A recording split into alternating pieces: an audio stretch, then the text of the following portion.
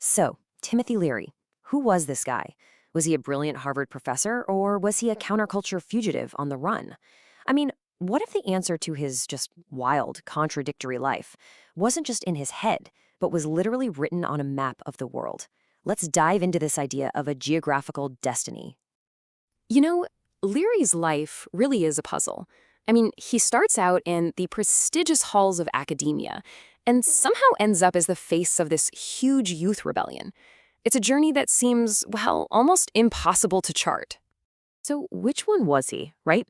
The respected Ivy League academic or the charismatic guru telling an entire generation to drop out of the exact system he used to champion?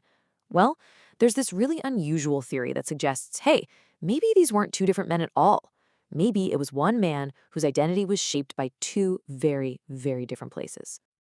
He really did become the spokesperson for a generation that was just ready to challenge everything. You've probably heard his famous call to tune in, turn on, drop out. He was preaching this whole alternative doctrine. He believed that with LSD, society could learn to think love and finally realize, that we are all one. Okay, and this is where the story takes a really fascinating turn. There's this book, the Astro-Cartography Book of Maps, and it puts forward this really compelling theory. It says that the key to Leary's entire life, we're talking his rise, his escape from the law, and even his capture, all of it can be traced on a pretty unique kind of map.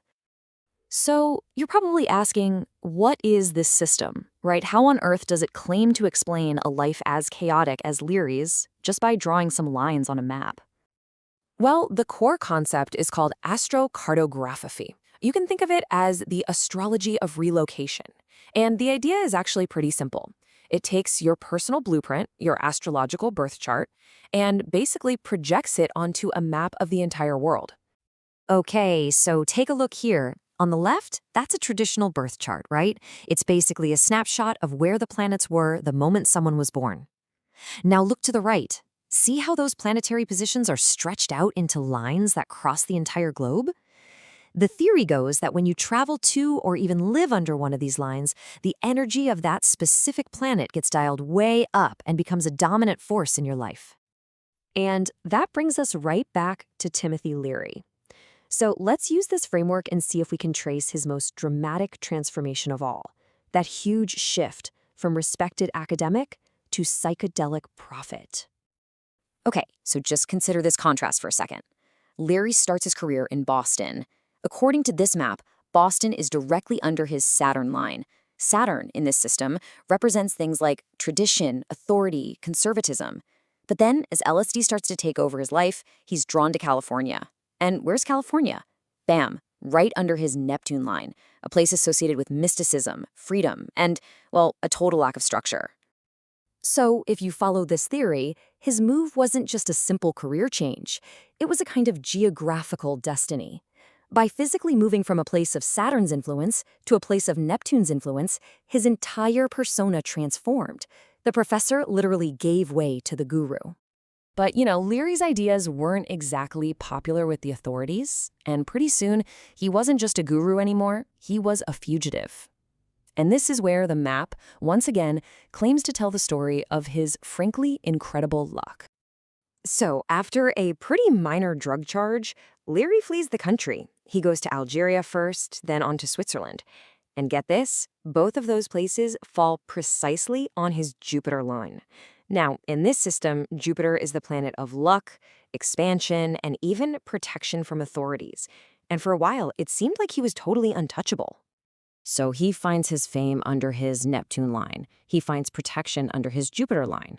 But, every story has a turning point. And Leary's? Well, his brings a pretty stunning irony. Wow, that one line from our source, it marks the end of his time as a fugitive. After successfully avoiding capture across 2 whole continents, he made one final, fateful trip. So, in Afghanistan, he's captured by the CIA. In this moment, it's like a perfect illustration of the theory. His capture happened directly under what's called his Neptune IC line. Now remember, he found his fame under a Neptune line in California. But this specific IC line is totally different. It's associated with endings, with roots, and, this is the crucial part, with confinement. And there it is. That's the ultimate irony, isn't it? The exact same planetary influence, Neptune, that fueled his rise as this mystical guru in California, also sealed his fate. It's like Neptune has two faces. One is all mystical enlightenment, but the other is confinement and deception.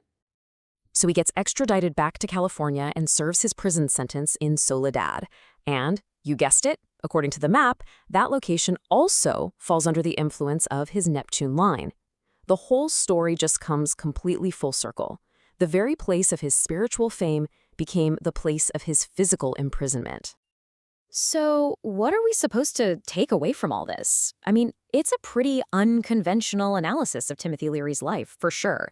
But it offers this fascinating and, yeah, kind of strange framework for his story. All right, let's just trace that path one last time. The move from his Saturn line to his Neptune line, that's what transformed him from professor to guru. His Jupiter line, that offered him a kind of safe haven while he was on the run. And finally, that dual nature of Neptune brought him both that spiritual fame and, ultimately, physical imprisonment. When you look at it through this lens, a really chaotic life starts to feel, well, strangely coherent. Look, whether you buy into this stuff or not, Timothy Leary's story, when it's told by this map, it definitely leaves us with a really compelling question. It makes you wonder about that mysterious connection between who we are and where we are. And it really just leaves one thing to ask. Is our destiny written in the stars, or is it drawn on the map?